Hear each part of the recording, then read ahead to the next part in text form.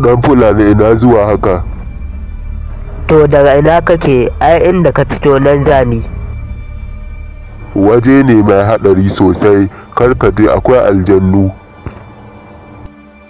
Dama haka kuke ku matsorata ne. Sai na je.